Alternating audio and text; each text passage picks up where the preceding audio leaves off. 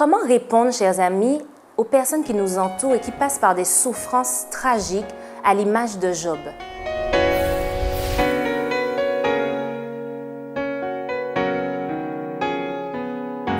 Bienvenue, chers amis, dans votre émission Autrement dit. C'est toujours un plaisir pour moi de vous retrouver afin de partager des réflexions autour de thématiques bibliques. Pour répondre à nos questions aujourd'hui, j'ai le plaisir d'accueillir Patrick Luciat et Bruno Delépine. Bienvenue à tous les deux. Alors, chers amis, nous poursuivons nos études du livre de Job.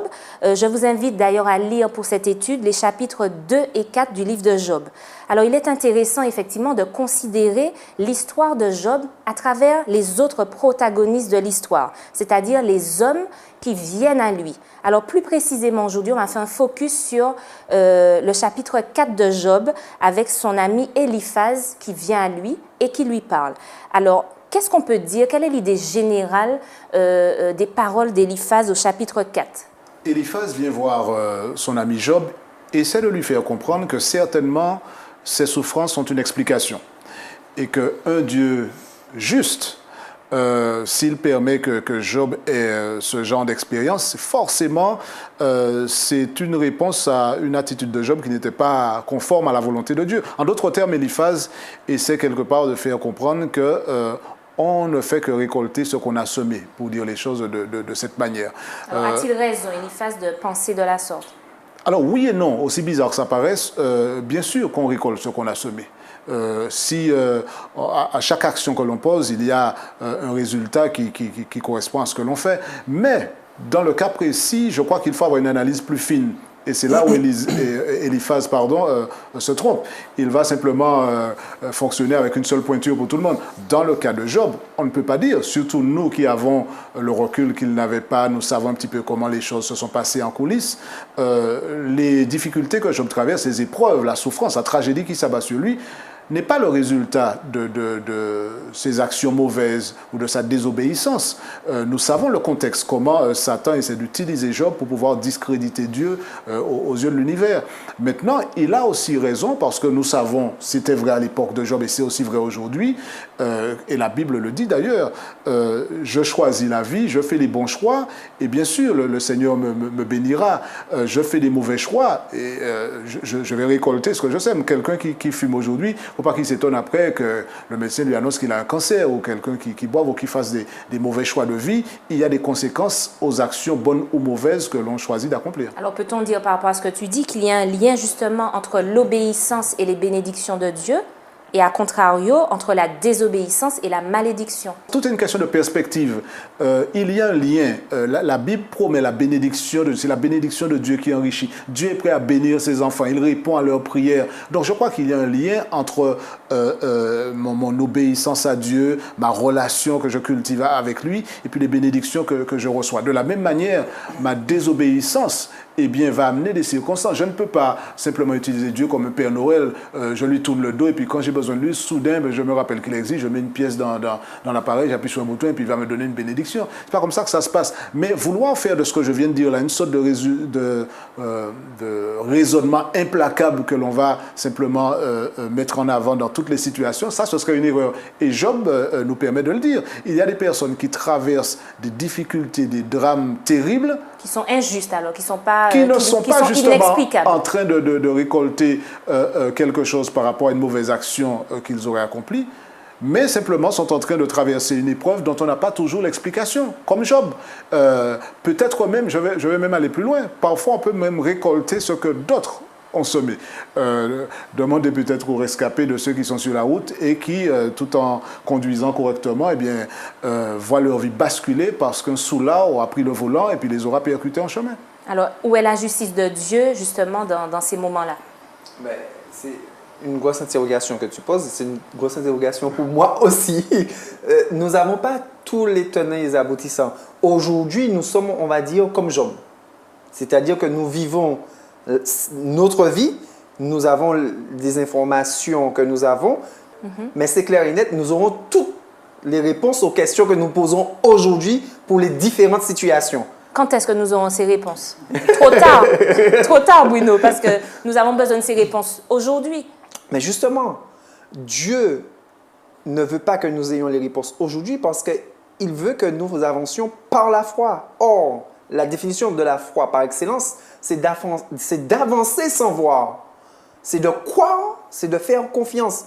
Or, c'est précisément ce que Dieu attend de nous. Mais c'est un jeu dangereux parce que dans ce jeu-là, il peut perdre certaines personnes qui, justement, perdent pied et contrairement à Job, qui baissent les bras. C'est un jeu, tu dis dangereux, moi je dis un jeu vital pour Dieu. Pourquoi? Parce qu'au départ, Dieu a tout dit, a tout montré.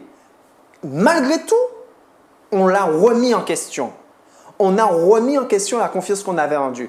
Au départ, Dieu a montré, quand il y avait Lucifer, etc., il a tout établi, tout le monde voyait tout. Pourtant, ils ont quand même remis en cause la justice de Dieu. Donc même quand tout va bien, tu es en train de dire qu'on peut quand même remettre en cause Dieu. C'est ce qui s'est passé dans le ciel. C'était parfait. La Bible dit que le ciel était parfait. Pourtant, on a remis en cause Dieu. Et c'est pour cela que Dieu, aujourd'hui, nous met à l'épreuve. Il nous dit, voici la vie, voici, choisis. Aujourd'hui, en toute conscience, nous avons le choix de faire le choix de Dieu ou faire le choix de Satan. Et Dieu ne va pas retirer toutes les interrogations que nous avons, mais il va nous donner suffisamment de réponses pour que nous puissions faire les bons choix, en fait, de foi, de confiance envers lui. Mais est-ce qu'aujourd'hui, on peut dire qu'on voit la justice de Dieu réellement se manifester, mais dans toutes les situations? Souvent après coup. Souvent, nous disons, je vais prendre un exemple d'actualité. Je lisais, pas plus tard que cette semaine, un homme qui a participé à un match de foot. Non, il était spectateur, regardait un match de foot. Et pendant qu'il était en train de regarder le match de foot, un ballon, quelqu'un a shooté sur le terrain et le ballon est venu, ça a percuté sa tête. On a dû appeler les secours, etc., etc. On peut se dire, mais tout ça, de gens qu'il y a dans la tribune, pourquoi c'est lui que ça attrape le ballon? Et puis pourquoi c'est arrivé tout court? Oui, pourquoi c'est arrivé? Et il peut se demander, mais finalement, Dieu, tout ça, il y a tout ça de gens là et c'est moi. Eh bien, figure-toi que, à la suite de cela, on lui a fait des examens et on a découvert qu'il avait une tumeur. Et comme on a découvert ça assez tôt, on a pu le soigner et maintenant il loue. Il est content d'avoir pris un ballon en pleine face. Alors, est-ce que ça veut dire que les épreuves, c'est un mal pour un bien? Donc, souvent, aujourd'hui, quand nous voyons les choses arriver, nous n'avons pas tous les tenants et les aboutissants. Mais Dieu veut voir plus loin. Aujourd'hui, nous allons dire pourquoi. Et puis demain, nous allons dire, Seigneur, heureusement. Nous n'avons pas tout. Nous sommes à notre échelle avec les informations que nous avons. Mais Dieu est juste. Et jusqu'à présent, la vie nous montre que Dieu a toujours raison. Donc, je reviens à ma question. Les épreuves, est-ce un mal pour un bien? Pas toujours, parce que, comme je le dis, la difficulté que nous aurons en tenant ce raisonnement, c'est de buter sur des exemples où on se dit, ben, tiens, ça ne marche pas. Parce qu'effectivement, je peux très bien avoir raté un examen et puis avoir l'impression que mon monde s'écoule parce que j'avais tout investi en temps, en énergie, etc. Et puis je rate tout, j'ai l'impression que Dieu m'a abandonné. Et puis finalement, je me rends compte qu'en ratant cet examen et le travail peut-être qui allait avec, il y avait une autre opportunité plus belle que Dieu avait. Et je dirais, bien, voilà, une épreuve, mais ça débouche sur un plus grand bien. Je ne suis pas sûr que je ne sais pas moi, un enfant de 2 ans qui est sauvagement agressé sexuellement, je ne sais pas s'il y a quelque chose de bien qui peut en sortir. Donc on ne connaîtra pas forcément tout, mais comme tu disais tout à l'heure, connaître toutes les réponses ne constitue pas, en ce qui me concerne, un préalable indispensable pour avoir une démarche de foi envers Dieu. Il s'agit au départ de considérer Dieu pour qui il est et de se dire qu'il y a des épreuves que parfois Dieu peut utiliser de manière pédagogique pour nous permettre d'aller plus loin, de grandir, de faire une démarche. Mais ce sont des épreuves parfois que l'on peut vivre qui seront là simplement, qui vont nous détruire, qui vont nous malmener parce que c'est le diable qui est derrière. Pourquoi est-ce que Dieu permet qu'on traverse ça? Un jour, on comprendra peut-être mieux qu'aujourd'hui. Mais il y a des épreuves qui ne vont pas forcément apporter quelque chose de bénéfique dans l'immédiat qu'on verra. Et tu penses que dans tous les cas, les épreuves apportent quelque chose de bénéfique, mais in fine? Tu penses que dans tous les cas, non, pas nécessairement ça. Le mal, c'est le mal. Si le diable fait en sorte que, je ne sais pas moi, un enfant périsse, au départ, le Dieu que je sers, c'est le Dieu de la vie. Donc, il veut que les hommes vivent. C'est pourquoi il leur a fait don de la vie. Donc, je ne crois pas qu'au départ, on va tirer quelque chose parce que l'homme meurt ou qu'un enfant meurt ou dans des conditions tragiques. Donc, je ne crois pas qu'il y a forcément une démarche intellectuelle de notre part à chercher à exhumer un bien de quelque chose de tragique. Je dis qu'il peut arriver dans certaines circonstances, en tout cas, c'est la lecture que je fais des événements, qu'à travers une tragédie que Dieu permet, il y a quelque chose que l'on peut tirer, soit soi-même, que Dieu essaie de nous enseigner à travers un échec, à travers une difficulté, à travers une situation qui constitue une épreuve. Mais je ne vais pas faire de ça un principe pour dire, dès qu'il y a quelque chose de mal qui se produit, on va chercher le bien qu'il y avait derrière. Je demeure persuadé, jusqu'à ce que je sois éclairé pour qu'on m'explique le contraire, qu'il y a des situations qui sont simplement mauvaises en soi, que le diable est un mauvais élément et qu'il s'amuse à détruire la vie des gens, à bousiller l'existence de certaines jeunes personnes. Et ça, malheureusement, c'est le quotidien de beaucoup de personnes sur la planète. Par rapport à ce que Patrick dit, je veux ajouter effectivement qu'en fait, que tout mal, en fait, c'est mal. Et Dieu est le maître de pouvoir changer ce qui est mal en bien. Et l'ennemi, c'est le contraire, de pouvoir changer ce qui est bien en mal. Dieu a institué le mariage entre Adam et Ève. Lui, eh bien, il veut instituer le mariage entre Adam et Adam. Il veut détruire ce qui est bien. Tandis que Dieu, de point de vue mal, eh bien, Dieu, par sa toute puissance, peut changer ce qui est mal en bien. Comme Patrick le disait, il y a des choses qui arrivent qui sont profondément mal. On se pose souvent la question, mais si finalement c'est arrivé, c'est peut-être parce que Dieu le voulait. Non, c'est faux. Donc parce Dieu que ne veut jamais le mal. Souvent dans notre tête, parce que Dieu permet quelque chose, c'est parce qu'il le veut. C'est faux. Dieu a permis qu'Israël ait un roi. Ce n'était pas sa volonté, mais il l'a permis. Souvent, nous pensons dans notre tête, parce que Dieu permet quelque chose, mais c'est qu'il le voulait. C'est faux. Il faut que nous puissions retirer ça de notre tête. Oui, mais Dieu est Dieu. Ce qu'il permet, c'est qu'il est OK avec ça, quand même. Eh bien, c'est faux. Non, c'est faux. On a donc tout faux. Dieu permet certaines choses, mais ça ne veut pas dire qu'il le désire. On a l'exemple avec l'Israël. Israël voulait un roi. Oui, les autres ont un roi. Nous voulons un roi aussi. Dieu a dit, vous voulez un roi, mais sachez que ça. Vous voulez un roi, vous aurez un roi. Mais ce n'était pas la volonté de Dieu, mais il l'a permis. Et il y a plein de choses comme ça qui arrivent, que Dieu permet, mais... Donc, ils ne sont pas, tu veux dire, Dieu permet des choses ça parce ne qu'on lui le échappe demande, pas. Ça ne lui mais échappe ce n'est pas. pas pour notre bien. Dieu permet des caprices pour qu'on puisse apprendre de nos erreurs. Alors, Patrick, est-ce que tu veux réagir par rapport à ça? Alors, Dieu permet, bien entendu, puisque tout ce qui se passe n'est pas forcément dans le projet de Dieu pour nous. La mort, les tragédies, je ne crois pas que Dieu ait conçu un plan de dire, OK, tiens là, je vais faire en sorte qu'un avion tombe, etc. Non. Bon, je pense que le diable est derrière tout ce qui est malheur et tragédie. Ça, ce n'est pas le caractère de Dieu de faire souffrir ses enfants. Cependant, je crois qu'il faut vivre avec l'idée que certaines de ces tragédies n'auront aucun sens pour nous. Nous allons tourner la question dans tous les sens, nous ne comprenons pas pourquoi Dieu a permis telle chose.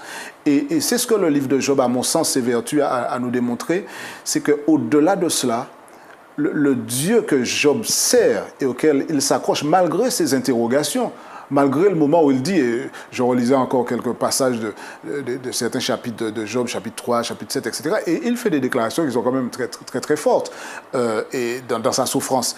Moi, je dis que le livre de Job s'évertue à nous montrer que nous avons toutes les raisons du monde à nous accrocher à ce Dieu-là, à lui faire confiance, même lorsque une épreuve que nous allons traverser, nous n'arriverons à tirer rien de pédagogique, de quoi que ce soit, c'est simplement de la destruction orchestrée par Satan. Et c'est son job. C'est son job. Donc il fait son travail de destruction. Mais le Dieu que nous servons nous donne dans sa parole justement des éléments pour pouvoir consolider notre foi, notre confiance en lui. Ce n'est pas une expérience facile, ce n'est pas une expérience naturelle. L'expérience naturelle, c'est quand on souffre, on a envie de tout plaquer, on a envie de tout laisser tomber et puis de dire à Dieu, bon, mais tu m'as abandonné parce que jamais j'aurais pensé qu'un Dieu comme toi, tu aurais permis que ça arrive. Ça peut-être, mais ça non, jamais j'aurais penser que tu aurais permis ça. C'est quand on arrive dans cette situation-là qu'on flirte avec la souffrance, la difficulté, qu'on dorme avec la déprime. C'est à ce moment-là qu'on peut arriver à dire, mais Seigneur, vraiment, je suis mal là, je suis vraiment très mal, et qu'on a besoin de s'accrocher comme Job s'est accroché malgré ses interrogations. Donc, toutes les épreuves ne sont pas forcément des épreuves après lesquelles on peut dire, voilà, ah mais je comprends pourquoi j'ai raté cet examen-là, Dieu voulait travailler sur mon humilité, etc. Je crois qu'il faut prendre les éléments au cas par cas plutôt que de faire des déclarations générales en disant, voilà, les épreuves, ne vous inquiétez pas, les épreuves, il y a toujours quelque chose de bien qui va en sortir, vous allez voir. Il y a des gens qui sont transformés en légumes après des traumatismes et ils n'ont même pas le cerveau qui fonctionne suffisamment pour pouvoir se dire, est-ce qu'il y a quelque chose de bien qui en sortira? Le diable est là pour la destruction, mais la bonne nouvelle dans la parole de Dieu, c'est que le Dieu que nous servons, c'est un Dieu de la vie, le Dieu de la restauration, c'est le Dieu de l'espérance, et ça, c'est quelque chose de formidable. Alors, j'aimerais revenir sur ce que tu as dit, Bruno, aussi, que tu as été, Patrick, sur la notion de Dieu qui peut répondre à certains caprices, on dit entre guillemets. Alors, est-ce que ça veut dire que Dieu a un plan d'amour, de paix, de bonté pour chacun d'entre nous, et que finalement, du fait de nos choix, on peut s'en écarter, et en fonction, il permet ou lui-même, son plan évolue pour nous, en fait? Effectivement, on peut voir ça de la sorte. On peut prendre l'exemple qu'on va en voyage, par exemple, dans un pays où on ne connaît pas. Et on essaie de suivre le plan ou le GPS et on rate une sortie. Et Dieu, il permet qu'il y ait d'autres sorties pour qu'on puisse revenir sur la route. Il le permet par l'effet de sa grâce. C'est ça la grâce de Dieu. Il le permet. Mais Dieu, effectivement, a des plans établis pour nous. Et si, justement, nous faisons appel à ce que Dieu souhaite, la foi, la confiance, c'est le même mot, c'est cette relation-là que Dieu veut entretenir avec nous. Si nous faisons appel à ça, si nous nous faisons confiance, nous allons nous situer sur cette route-là. Ça ne veut pas dire qu'il n'y aura pas des travaux sur la route. Ça ne veut pas dire qu'il n'y aura pas d'accident sur cette route-là. Puisque, comme Patrick le disait, il y a un qui fait son job. Pas pour reprendre le prénom de Job, mais qui fait son job, qui est là pour nous faire justement, nous mettre des bâtons pour nous dans les dérouter, exactement, pour nous dérouter. Ah tiens, il y a une sortie là, tu veux pas voir ce qu'il y a pas. Et en fait, Dieu a un plan pour nous. Mais tout le combat de notre vie, c'est le combat de la foi, à savoir faire confiance à Dieu sur chaque pas que nous faisons en fait. Alors, j'aimerais aussi qu'on revienne sur Éliphaz, puisque, je l'ai dit, cette leçon met l'emphase vraiment sur les amis, les autres protagonistes de cette histoire. Donc, au chapitre 5, on voit que Éliphaz dit, au chapitre 5, verset 17, « Heureux l'homme que Dieu châtie, ne méprise pas la correction du Tout-Puissant. » Alors, est-ce que Éliphaz clairement pense que Job est victime d'une malédiction, qu'il l'a méritée? Est-ce qu'on peut dire que Éliphaz n'avait pas la bonne vision du caractère même de Dieu?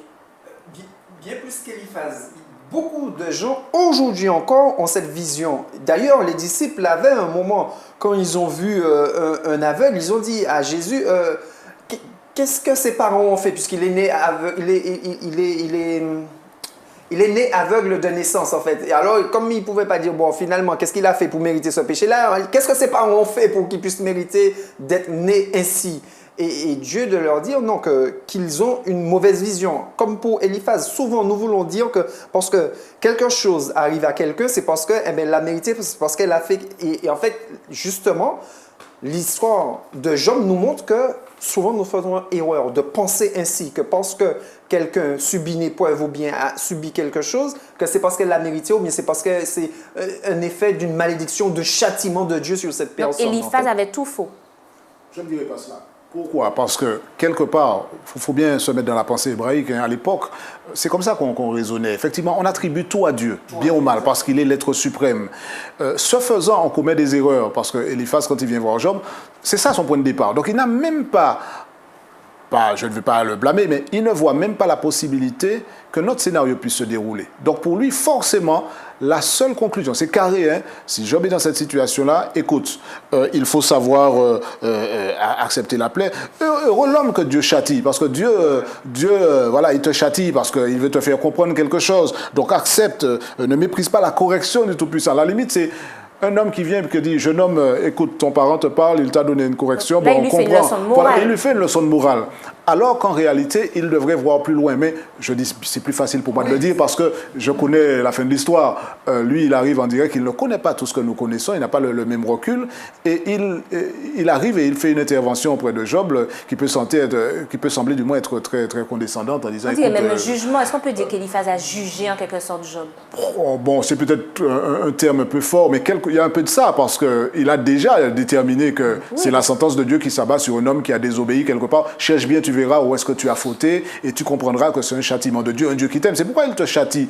Et c'est triste, parce que nous reconnaissons l'histoire, nous voyons que Job, qui est intègre et droit, le bonhomme marche correctement devant Dieu, et puis finalement, il se retrouve à être au centre d'un conflit dont il ne mesure peut-être même pas l'ampleur, mais dont il se retrouve être au centre. Et Eliphaz n'a pas tous ces éléments. Donc, je ne veux pas dire Eliphaz a tout faux, parce qu'il n'a pas tous les éléments, mais en même temps, je crois qu'un peu de sagesse l'aurait amené à intervenir autrement auprès de Job. Ceci dit, Eliphaz a en quelque part raison que c'est la conduite de Job qui a conduit à cela. C'est parce que Job était intègre que c'est arrivé, en fait. Donc, finalement, c'est par rapport à ça, par rapport au fait que Job soit trouvé juste et bon, qu'il est victime de cette expérience, finalement. Oui, non, mais quand on y réfléchit... Oui. Le candidat idéal, parce que Satan dit, bien voilà, je vais montrer à Dieu que celui-là, il ne te sert pas pour rien, c'est pas gratuit. Tu l'as tellement béni que forcément, il est obligé d'être intégré droit. Mais enlève ça et puis tu verras. Donc, c'est bon, on peut dire cela dans un certain sens. Bien qu'au départ, Eliphaz, quand même, se trompe. On sait qu'il se trompe, puisque nous savons que Job n'est pas coupable. En tout cas, la Bible ne nous dit pas. C'est un pécheur, bien entendu, mais il n'était pas coupable de quoi que ce soit qui a amené Dieu à dire, bon bien, châtiment par rapport à ta mauvaise action. Et ça devrait nous amener, justement, à ne pas juger les autres quand nous les voyons passer par différentes situations. Alors, effectivement, on est amené à ne pas juger, mais la Bible, il me semble, préconise aussi l'exhortation. Alors, comment, justement, faire la distinction entre ne pas juger, donc ne pas présumer, en l'occurrence, que Job méritait tout ça, mais quand même en exhortant nos frères de revenir sur un droit chemin. Tu as dit le mot, tu as dit présumer, présumer innocent. En fait, la Bible nous dit, lorsque nous avons vu qu'un frère a fauté, d'aller pour l'aider. Mais Eliphaz n'a pas vu Job fauter. Eliphaz a imaginé, présumé que Job était coupable. Et non que Job était innocent, non. C'est pas un bon ami, ça. Il vient finalement de loin pour voir Job et au final, au lieu de le consoler, il l'accable. Non, en fait, Eliphaz a fait avec ce qu'il avait comme connaissance, en fait. Et pour lui, comme Patrick disait, si on a des malheurs, c'est parce qu'on a fauté. C'était ça, c'était la pensée. Et on peut comprendre en ce temps-là, mais aujourd'hui, on ne peut plus comprendre que cette pensée prédomine encore. Justement, avec le livre de Job, avec plein de livres d'expérience, nous devrions arrêter, nous, aujourd'hui, en 2016, de continuer à juger ou à présumer que certains soient coupables, que si ça lui arrive, c'est parce que Dieu, parce qu'il fait une chose qui n'est pas correcte, etc. En fait, il faudrait qu'on arrête, nous. Et plutôt aller, effectivement, si nous voulons aller encourager, prier avec les autres, aller dans le sens de ne pas la culpabiliser, mais vraiment aider cette personne. Alors justement, par rapport à ce que tu dis, quand on voit quelqu'un, on a peut-être dans notre entourage des personnes qui souffrent, qui traversent des épreuves difficiles, en tant qu'amis, en tant que chrétien, qu'est-ce qu'on est amené à faire pour pouvoir soulager, accompagner ces personnes? La tentation est grande, tu le disais il y a un instant, d'utiliser l'exhortation comme une arme avec laquelle on se présente auprès de celui qui souffre, en voulant, plutôt que de relever, lui faire une leçon de morale, etc. Donc je crois que c'est un élément qui est très mal utilisé par beaucoup de personnes, mais je crois que notre démarche, lorsque quelqu'un souffre, c'est pas de chercher à faire comme l'expérience de Jean 6, me semble-t-il, de chercher à savoir qui a péché, si c'est ses parents, si c'est lui-même. Il souffre, donnez-lui à boire, donnez-lui à manger, aidez-le, donnez-lui une parole d'encouragement. C'est ça dont il a besoin. Maintenant, après, si c'est effectivement, parce que ça peut arriver, si c'est des mauvais choix dans sa vie qui l'ont amené à récolter des conséquences négatives sur sa santé ou sur sa vie familiale, après un accompagnement sage avec tact et bienveillance pourra aider l'individu. Mais si j'arrive et puis je tombe sur le malheureux à coups de bâton sans chercher à avoir cette compassion, cet amour fraternel, je crois que je commets une erreur. Et Eliphaz se retrouve justement à commettre cet impair en allant vers Job et il n'est pas intéressé par la souffrance de Job dans un premier temps, Mais il est plus intéressé par le débat théologique, comme jadis le furent les disciples, qui au lieu de se dire, tiens, mais voilà, un homme aveugle de naissance, ça doit être difficile, etc., qui a péché, etc. Bon, et ça, c'est parfois typique de certains d'entre nous qui font passer la miséricorde en fin de classement pour essayer de faire des règlements de compte théologiques avant. Le livre de Job, à travers les expériences de Eliphaz et les autres, nous rappelle qu'il y a la souffrance, il y a un temps pour chaque chose. Comme disait l'homme sage, l'homme est en train de souffrir et Dieu seul sait si la souffrance est intense. Chez Job, chercher à le réconforter, à montrer qu'on est un vrai ami. Un vrai ami, c'est ça. Qu'est-ce qu'un vrai ami aurait fait en il serait allé près de Job, il l'aurait... Parce qu'ils ont pleuré 7 jours bien quand même sûr, avec Job. Mais après, on a l'impression que c'était juste un prélude pour pouvoir tomber à bras raccourcis sur lui. Est-ce qu'il s'agit simplement de pleurer un moment et puis après de dire, bon, une fois qu'on a pleuré avec toi, c'est bon, on peut tomber à coups de bâton? Non. Je crois que ça aurait été bien de commencer par montrer de la compassion, de pleurer, de rester un moment avec l'individu, de prier avec lui, et puis de ne pas arriver à des conclusions qui vont accabler plus. Parce que j'imagine qu'au sortir de là, comment Job justement a réagi? Parce que, bien, exactement. Voilà. Comment Job, est-ce que l'histoire nous dit comment il a accueilli justement, j'ai envie de dire, ces réprimandes d'Éliphaz? Sans même être des réprimandes, le simple fait d'entendre ce que ses amis lui disaient, que s'il est comme ça, c'est parce qu'il a fait quelque chose de mal, ça devait être pour lui, quelle que soit la manière qu'ils aient pu le dire, ça devait être pour lui atroce, surtout que... Lui qui cherche des réponses, il cherche le pourquoi. Lui qui cherche des réponses, mais surtout quand on nous présente la vie de Job, on nous dit que Job était intègre et droit. Et l'histoire va même plus loin en nous disant que Job allait jusqu'à présenter des offrandes pour ses enfants parce que Job se disait, s'ils avaient péché, pour si au cas ses enfants avaient péché, il offrait des offrandes. Pour dire l'intimité qu'il avait avec Dieu. Et donc, franchement, entendre de ça de ses amis, ça devait être encore pour lui ajouter encore pour lui donner un coup au moral. Et c'est vrai que ça a été très difficile pour Job. Alors, je veux réagir sur ce que tu as dit, Bruno. Ce n'était pas l'objectif de cette leçon, mais tout de même, tu disais que Job, justement, offrait des offrandes pour ses enfants. Alors, est-ce que nous aussi, nous pouvons offrir, peut-être pas des offrandes, hein, mais des prières, en tout cas, demander à Dieu d'intervenir pour quelqu'un? Oh, certainement. Je crois que nous sommes invités à prier les uns pour les autres, de penser à quelqu'un qui est souffrant, qui traverse une épreuve, de penser à cette personne dans la prière, de demander à Dieu de visiter cette personne, par la prière d'intercéder pour que cette personne puisse avoir un soulagement, qu'une solution puisse se présenter. Je crois que c'est à la fois un acte de fraternité, d'amour, et c'est de la sollicitude chrétienne. Et je crois que c'est ce que nous sommes appelés à faire. Parfois, on ne peut pas faire plus que cela. Parfois, c'est simplement la prière, parce qu'on n'a pas la réponse au problème. Vous avez quelqu'un qui est dans une maladie de phase terminale, vous n'allez pas lui dire de boire ci ou de boire ça, comme si vous avez une recette miracle.